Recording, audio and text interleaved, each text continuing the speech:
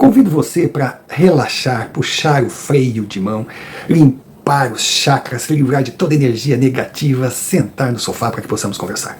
E hoje conversaremos sobre o quê?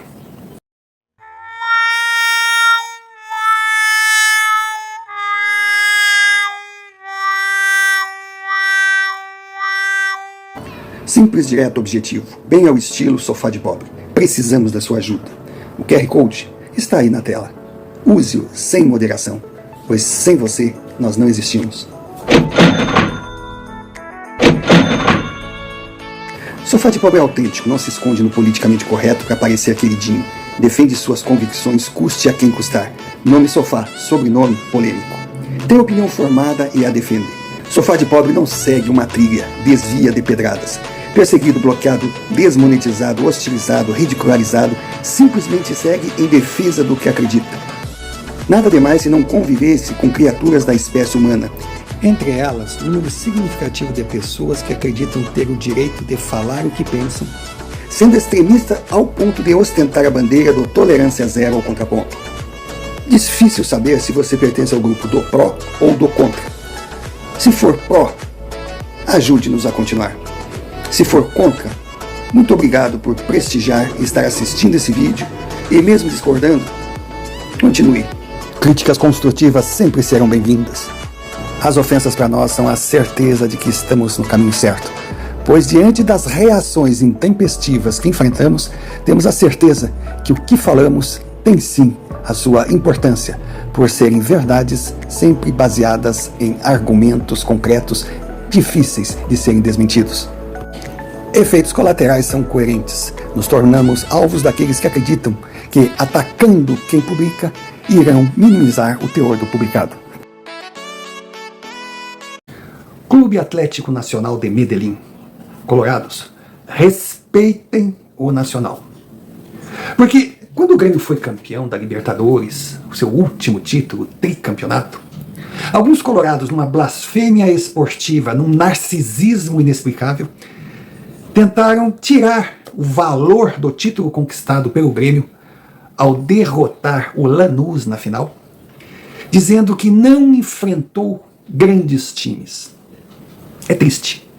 É triste de perceber até quando pode descer essa ânsia de posar maior que o rival, chegando a ponto de desmerecer equipes históricas respeitadas em seus países. Ah, mas o Lanús não tinha esse currículo todo. Pode até ser. Mas sempre foi um clube a ser respeitado e naquele período ele simplesmente era o campeão da Argentina e havia chegado à final depois de atropelar gigantes de história muito maior no futebol sul-americano. Pois é.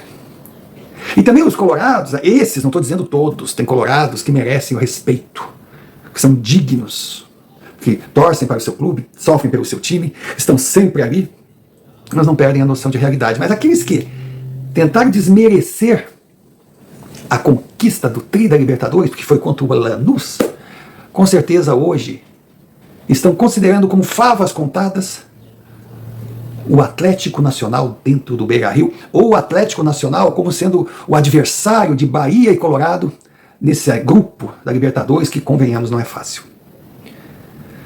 Nós estamos falando do Clube Atlético Nacional de Medellín, que já teve nas suas fileiras, entre outros, o grande René Higuita, um goleiro que fez história no futebol mundial. Um Atlético Nacional campeão da Libertadores em 1989 e em 2016, sem falar do gesto grandioso de não querer disputar uma final contra a Chapecoense, no ano que o time de Chapecó, o clube de Chapecó, sofria ainda o luto de uma das maiores tragédias do futebol sul-americano, e simplesmente, numa homenagem que eu aplaudo de pé até hoje, que esse clube ganhou meu respeito, eles consideraram a Chapecoense como campeã da Sul-Americana daquele ano a ser, não digo esquecido, mas lembrado com tristeza. Então, o Clube Atlético Nacional de Medellín, ele representa a Colômbia, e quem não conhece o colombiano não sabe a grandeza do que é o futebol para esse povo. É muito maior que para o brasileiro. que qualquer clube colombiano que esteja na Libertadores representa o país. E o colombiano se orgulha muito de sua terra. Sem contar que no ano que o Atlético Nacional era aplaudido de pé pelo mundo do futebol, o Internacional tentava parar o Brasileirão usando como argumento a tragédia da Chapecoense para tentar ganhar tempo para evitar o rebaixamento que acabou se concretizando. Na história colorada, ele nunca conseguiu ser tão pequeno. Então hoje temos Clube Atlético Nacional, Sport Clube Internacional se enfrentando no gigante da Beira-Rio, depois será em Medellín. E olha, respeitem o Nacional, não levem como favas contadas. O Bahia já deveria ter derrotado o Inter em Salvador. Aquele gol do Valência foi assim, caiu no colo. E o Inter contra o Bahia já mostrou que não é essa superioridade toda que a torcida colorada imagina. E vai enfrentar no Beira-Rio e em Medellín uma parada pesada. O último colocado do grupo, o Nacional do Uruguai, perdeu as 2 primeiras partidas que jogou, mas vendeu caro a derrota. Então pode ser até que o Nacional seja eliminado nesse grupo, mas ele vai ganhar ponto de muita gente ainda. E por que não do Internacional? Então hoje o Internacional entra em campo para enfrentar o Clube Atlético Nacional de Medellín. Antes do jogo, a torcida colorada precisa sim homenagear aquela camisa que irá enfrentar, que já mostrou a sua grandeza. E durante a partida, tem que respeitar os jogadores que estão em campo, porque o Nacional, de quando em vez, monta uma máquina de uma forma inesperada. E o time atual, 2025, ainda não é consagrado porque não conquistou, mas é um grande candidato. Então, no Beira-Rio, o Internacional praticamente irá decidir o seu futuro na Copa da Libertadores da América. E pelo que nós vimos até agora, no futebol apresentado pelo Bahia e o futebol apresentado pelo Clube Atlético Nacional, esse grupo é grande demais para a bola jogada pelo Inter. E não se surpreendam se os colorados de Porto Alegre e Rio Grande do Sul tiverem como principal meta disputar contra os uruguaios de Montevideo Nacional uma vaga para a Copa Sul-Americana.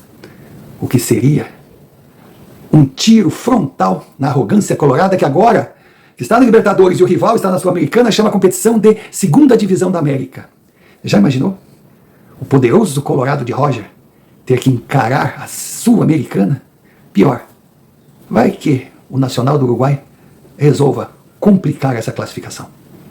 E antes que os colorados de sempre, os plantonistas do KKKK, comecem a dizer que eu estou afirmando que o Inter não classifica nem no grupo que está e nem chega na Sul-Americana, logo eu vou avisando. Não coloquem palavras na minha boca. Eu não tenho poder de premonição. O Inter tem condições de ser campeão da Libertadores em 2025? Tem. Tem condições de se classificar nessa primeira fase, depois seguir matando todo mundo com tranquilidade? Tem. Mas então, o que eu estou querendo dizer? Simples. Está na hora do Internacional encarar a sua realidade e jogar futebol.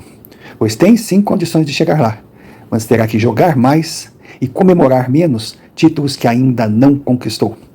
E por que não começar respeitando o Atlético Nacional?